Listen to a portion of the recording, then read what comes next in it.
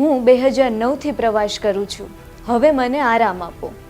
આ શબ્દોથી સૌરાષ્ટ્રની રાજનીતિમાં ખળભળાટ મચી ગયો છે. આ તો હું ઘણા ટાઈમથી કહું છું.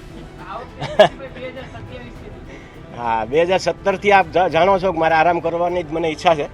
આ શબ્દો છે સમગ્ર લેવા પાટીદાર સમાજના શ્રદ્ધા અને આસ્થા જ્યાં જોડાયેલી છે એવા ખોડલધામના ચેરમેન નરેશ પટેલના.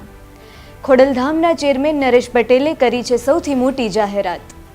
વર્ષો સુધી સમાજ સેવામાં સક્રિય રહ્યા બાદ પોતાના નિવેદનમાં કહ્યું છે કે 2017થી મને આરામ કરવાની ખૂબ ઈચ્છા છે.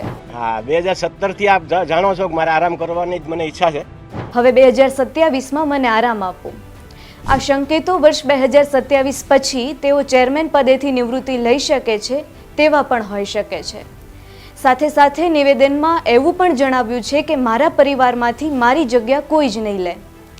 નિવેદન બાદ વિચારવાનું એ છે કે જેણે સમગ્ર લેવા પાટીદાર સમાજને એક તાતણે બાંધ્યો છે એવા ખોડલધામના ચેરમેન નરેશ પટેલ શું 2027માં રાજીનામું આપશે? વર્ષ 2027 જ કેમ રાજીનામું માટે? વર્ષ 2027માં વિધાનસભાની ચૂંટણી પણ આવી રહી છે. શું નરેશ પટેલ આ ચૂંટણીમાં દેખાશે?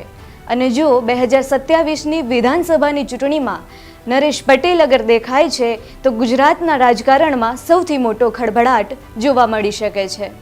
આ જ પ્રકારની તમામ અપડેટ જોવા માટે ન્યૂઝરૂમ ગુજરાતને લાઇક, શેર અને સબસ્ક્રાઇબ કરવાનું ભૂલતા નહીં.